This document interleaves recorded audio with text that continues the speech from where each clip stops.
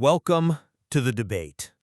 Imagine, if you will, standing just outside the swinging doors of a massive, bustling restaurant kitchen. You hand a waiter a slip of paper with a highly specific, complex, and, somewhat unusual dietary request. Right, something really convoluted. Exactly.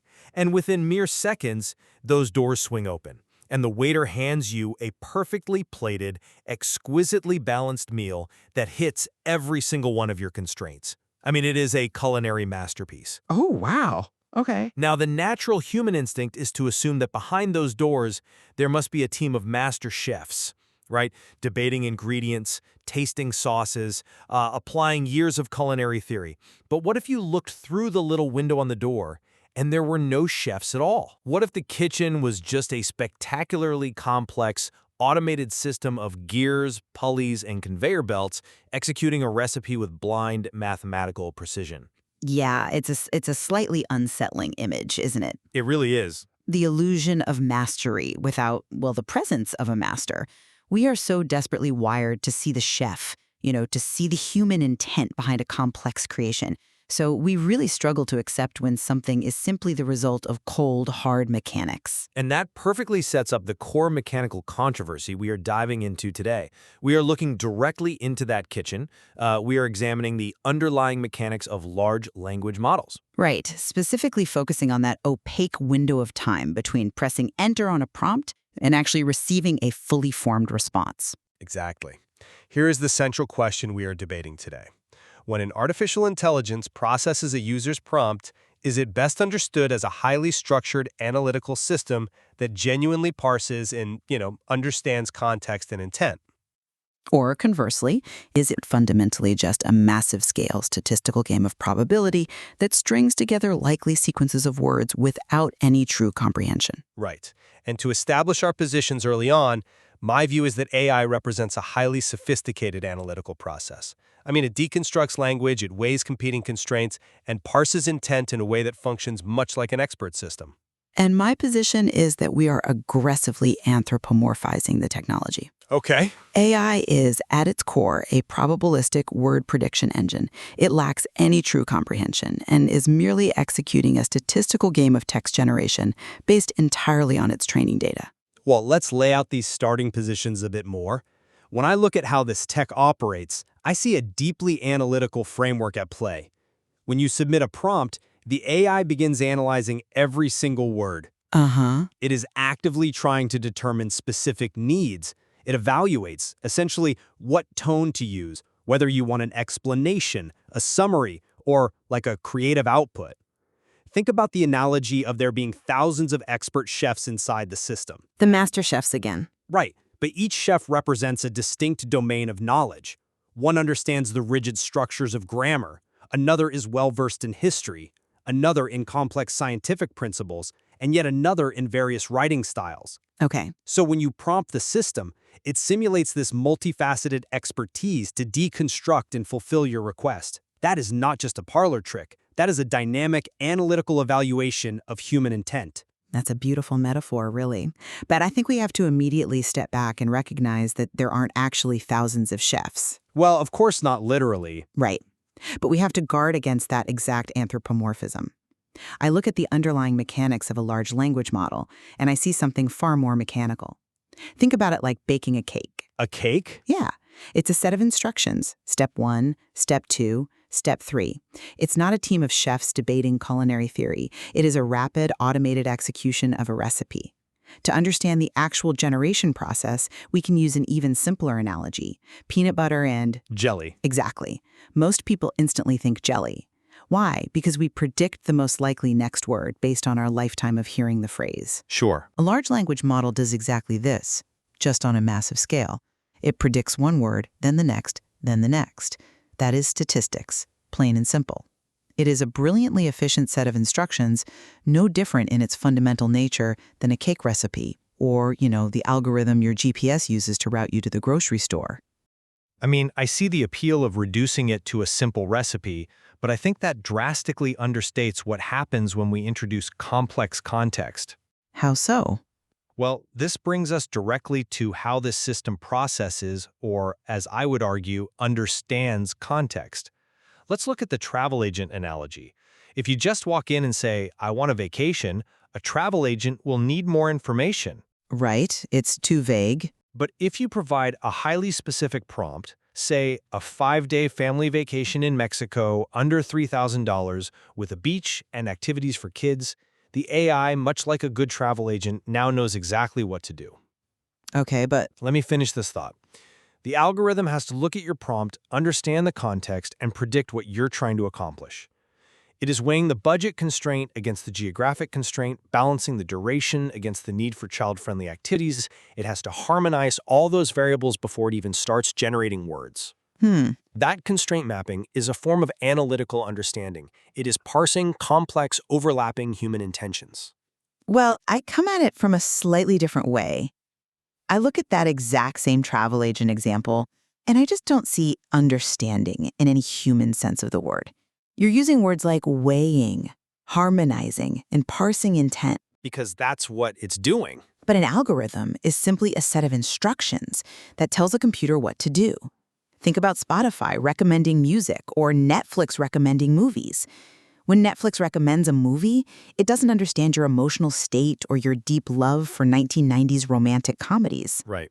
It just maps the data points of your viewing history against a matrix of what similar users clicked on. Okay, wait, let me make sure I'm following you here.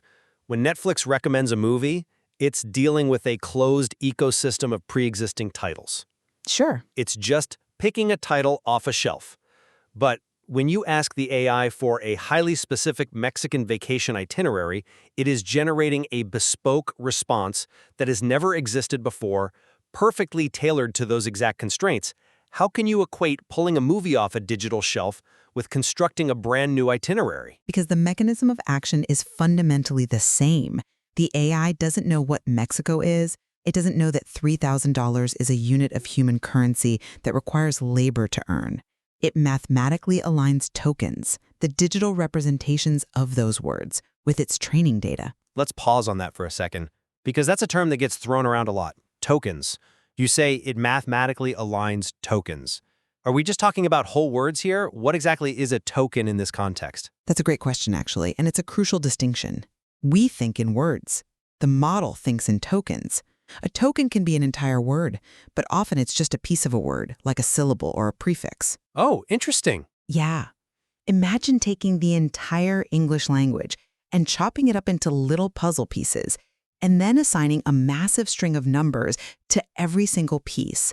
Those numbers represent coordinates in a multidimensional mathematical space. Okay, I'm with you. So, the token for Mexico is numerically located near the token for beach and the token for tacos, but very far away from the token for blizzard. Right. When you ask for an itinerary, the mathematical proximity of the Mexico token to the family token in its database is what generates the itinerary. It is executing millions of tiny algorithmic steps in a few seconds. It is a breathtakingly complex calculation, yes, but mapping constraints mathematically is fundamentally different from understanding them conceptually. It is still just a peanut butter and jelly prediction, just extrapolated across thousands of dimensions. But what happens if I give it contradictory constraints? Let's push this. What if I ask it to plan a snowy skiing vacation in the Caribbean? Ha! Well, If it's just predicting words based on what's commonly associated together, shouldn't it just give me nonsense or crash because snow and Caribbean don't belong together? no, because it doesn't get confused like a human travel agent would. A human would say, "Are you crazy? It doesn't snow in the Caribbean." Right. But the machine just looks at the mathematical space between the skiing vector and the Caribbean vector. It searches for any overlapping probabilities. It might find an indoor artificial ski slope on a Caribbean cruise ship, or it might generate an output about a theoretical high-altitude mountain peak in a tropical region. Wow. Yeah, it resolves the paradox not through logic or knowing that snow melts in heat, but simply by finding the mathematical compromise where those seemingly contradictory tokens intersect. I mean, I'm not totally convinced by that line of reasoning because you are treating the word prediction as if it inherently precludes synthesis or creativity, which really brings up the difference between generation and retrieval. Okay. Many people assume that when you ask an AI a question, it operates like a search engine. It just Googles it. But it doesn't. It is not going out and retrieving a pre-written itinerary or a pre-existing explanation of quantum physics. It uses everything it learned during training to generate a new answer. It's more like writing than searching. And you equate writing with a deeply analytical, perhaps even creative comprehension? Yeah, I see why you think that, but let me give you a slightly different perspective. It's not just about romanticizing the word writing. If the system were merely retrieving data, I might agree with your view of it as a mechanical filing cabinet. Right. But synthesis, the act of taking disparate rules of grammar, historical facts, and tonal instructions and weaving them together into a wholly original paragraph that answers a novel question, that requires an architectural framework that mimics true comprehension. I don't know if mimics is the right. Think about it. If I ask it to explain quantum physics like I'm 10 years old, it cannot just regurgitate a textbook. It has to analytically synthesize the concept of quantum physics with the linguistic constraints of a 10-year-old's vocabulary. That is a dynamic synthetic capacity. I'm sorry, but I just don't buy that. Let me tell you why. You are latching onto the word writing and dragging all of its human baggage into this algorithmic process. We have to look at how it writes. Which is? A large language model builds the answer one word at a time. It is predicting sequentially. It is not actively authoring an original thought with a master plan in mind. When a human writer sits down to explain quantum physics to a child, they have a conceptual end goal, a mental model of the child's mind, and an empathetic understanding of confusion. The AI has none of that. Okay, but doesn't the output achieve the exact same functional result? If the output is an original, perfectly calibrated explanation that flawlessly adheres to the constraints, does it matter if the internal mechanism was sequential word prediction rather than human empathy? Yes. It still required analyzing the prompt to determine that a 10-year-old's tone was necessary before it chose the first word. It matters immensely if we are debating what the system actually is. You are arguing that the system represents a sophisticated analytical process that understands context. I am arguing that it only appears to understand context because it has mapped the statistical probabilities of human language so thoroughly. But let me just finish. Yes, it builds a new answer from scratch without searching the internet, but it is bound by the rigid probabilities of its training data. Think about when you hear people say these models have hundreds of billions of parameters. let's clarify that, actually. What does billions of parameters actually mean when it's trying to explain quantum physics to a 10-year-old? Right. Think of parameters like the dials on a massive soundboard in a recording studio. 100 billion little dials. When you input the tokens for quantum physics and 10-year-old, those dials adjust the probabilities for the entire English language. Okay. So after the word quantum, the dials drastically turn down the probability of a highly academic word like superposition, and they drastically turn up the probability of a simpler word like tiny or small. It follows millions of tiny steps, rapidly calculating those dial adjustments. It is an illusion of creativity born from immense statistical scale. Well, I think your view of statistics is a bit too rigid here, which brings us to the relationship between the user, the prompt, and the reality of the technology. Let's go back to the restaurant waiter analogy. Sure. If you go to a restaurant and your order is vague, the waiter can't help you much. But the clearer your order is, the better the meal you'll receive. The same is true for AI. If this system were just a blind, rigid statistical engine, it wouldn't be so profoundly responsive to the subtle nuances of human instruction. The fact that you can tweak a single adjective in your prompt, like changing "explain this briefly" to "explain this comprehensively," and receive a radically restructured, analytically distinct output, that proves the system's ability to interpret highly nuanced human intent. It acts as a service engine that scales its analytical depth based on the clarity of your instruction. That's a compelling argument, but have you considered that this exact phenomenon, the fact that a better prompt yields a better answer, actually proves the probabilistic nature of the machine? Wait, how so? If it adapts to nuance, it is analyzing nuance. Because providing more context doesn't make the machine understand your intent better. It simply narrows the statistical pathways for the word prediction engine. Let me paint a picture. Think back to the peanut butter and jelly example. Okay. If you say peanut butter, the statistical probability of the next word being jelly is incredibly high. But if you provide a highly specific prompt, if you say peanut butter, soy sauce, rice noodles, and you have introduced new context. Right. You haven't made the algorithm understand that you are suddenly making a Thai peanut sauce rather than a sandwich.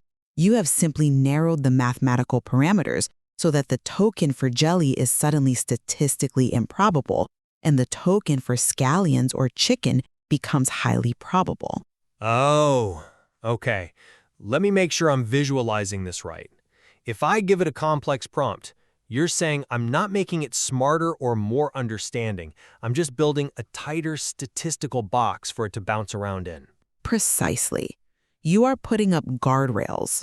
When you write a highly detailed prompt about a 5-day vacation in Mexico for under $3,000, you are building a highly restrictive statistical box.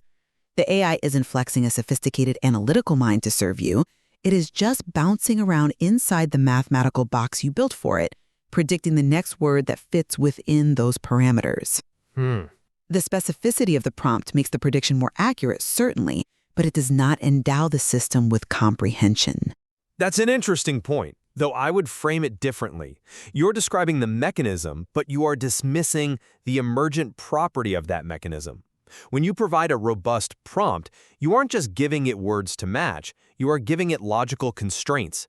The algorithm determines what you're asking. Yes, but Wait, that word, determines, implies a level of active parsing. It evaluates the prompt to figure out, should it explain, should it summarize, should it create something? This isn't just a linear game of fill in the blank. It is evaluating the category of the request before it even begins the sequential word generation. But determined in the context of an algorithm simply means executing a conditional logic gate. Break that down for us. What is a conditional logic gate in this context? A conditional logic gate is basically an if-then statement. If condition A is met, proceed to pathway B. If the prompt contains the word summarize, then mathematically weigh the tokens associated with brevity and condensation higher. I see. It is not a cognitive determination. It is a mechanical switch being flipped by the presence of a specific token. We have to remember that this isn't magic. It is just your prompt, powerful algorithms, and a large language model working together. But you are essentially arguing that because we know how the trick is done, it ceases to be impressive. Or rather, because we can reduce the process to its smallest mathematical components, the millions of tiny steps, the logic gates, the token proximity, we should ignore the incredible analytical coherence of the whole. Not ignore, just categorize correctly. Well, the AI analyzes every word in your prompt. It doesn't just passively receive them, it maps their relationships to one another. Even if that analysis is fundamentally algorithmic, the end result is a system that parses context, recognizes tone, and synthesizes information across disparate domains of knowledge.